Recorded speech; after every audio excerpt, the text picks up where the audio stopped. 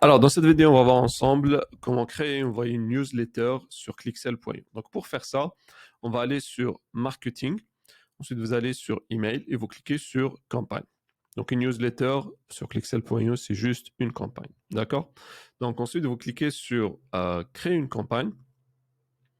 Et là, vous allez pouvoir soit partir de zéro, ou bien choisir un modèle d'email. Et moi, je vous recommande de choisir le modèle d'email numéro 1. Vous pouvez, on mettra en plus de nouveaux modèles, mais vous pouvez commencer par là. Donc ça, c'est le modèle le plus simple. Et c'est celui qu'on utilise, nous, principalement, parce que ça permet d'avoir une meilleure délivrabilité. Mais après, on va créer d'autres modèles et vous allez aussi pouvoir créer vos propres modèles et les personnaliser. Donc, vous choisissez le modèle soit le numéro 1 ou bien numéro 2, 3, etc. Donc, vous choisissez celui qui vous plaît le plus. Donc, on va ajouter plusieurs modèles. Donc, vous cliquez ici. Et là, automatiquement, vous allez avoir votre modèle qui va être importé, votre email préconfiguré. Donc là, vous mettez par exemple, voilà, bonjour prénom, vous mettez le contenu de votre email. Donc après, vous pouvez changer la taille du texte ici. Vous pouvez changer la couleur, vous pouvez le mettre en gras, vous pouvez le mettre souligné, etc. Donc voilà, c'est comme un éditeur de texte quelconque. Donc là, vous avez paragraphe, titre 1, 2, 3, 4 et 5. Nous, généralement, on utilise, pour ce qui est de la taille, on utilise la taille numéro 16. Pour la police de caractère, on laisse Arial. Et principalement, on utilise juste le paragraphe. Donc là, on va enlever ça. Et là, vous mettez, par exemple, votre prénom et votre nom. Donc là, vous pouvez changer le nom de l'email. Donc là, vous mettez le titre ou le sujet de votre email. Donc ça, c'est pas ce que vos clients vont voir, c'est pas ce que vos prospects vont voir, c'est juste une référence pour vous. Donc là, vous pouvez mettre en fait des éléments qui vont vous aider à identifier l'email plus tard. Donc ça, c'est pas ce que vos clients vont voir. Vous cliquez sur enregistrer. Donc là, pour enregistrer ce qu'on vient de faire, si vous cliquez ici, donc là, vous pouvez vous envoyer un email de test. Donc vous pouvez cliquer sur email de test. Et là, vous choisissez l'expéditeur. Là, c'est la personne qui va recevoir l'email. Et là, vous allez avoir l'objet de l'email. Donc, vous pouvez mettre n'importe quel objet. Vous envoyez un email de test et vous allez pouvoir voir votre email, comment il apparaît, est-ce qu'il y a eu des erreurs ou pas. Vous pouvez aussi avoir un aperçu. Donc, vous cliquez sur aperçu ici. Et vous allez avoir un aperçu de l'email, que ce soit sur ordinateur, sur tablette ou sur mobile. Donc ça vous permet de voir à quoi va ressembler votre email et aussi ça vous permet de relire le contenu pour corriger s'il y a d'éventuelles erreurs. Si on clique aussi, vous pouvez là voir l'historique des versions. Donc vous pouvez voir tout l'historique de toutes les modifications que vous avez fait.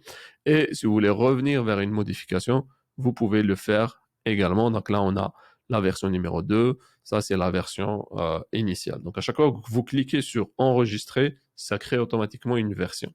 Et vous allez pouvoir revenir en arrière à chaque fois vers chacune des versions.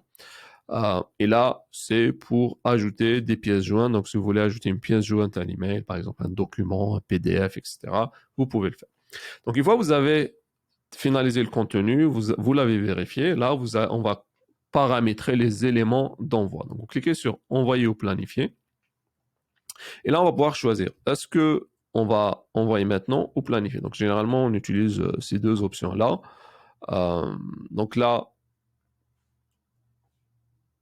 vous avez envoyé maintenant, planifier, programmation load. Donc ça, vous pouvez planifier l'envoi de messages à un large groupe de personnes en mode petit à petit, vous envoyez les emails petit à petit. Vous pouvez envoyer maintenant directement. Vous pouvez planifier la campagne. Donc là, typiquement, ce qu'on va faire, soit vous décidez d'envoyer l'email directement, soit vous cliquez sur planifier. Donc là, par exemple, disons qu'on va planifier l'email. Donc vous cliquez sur planifier.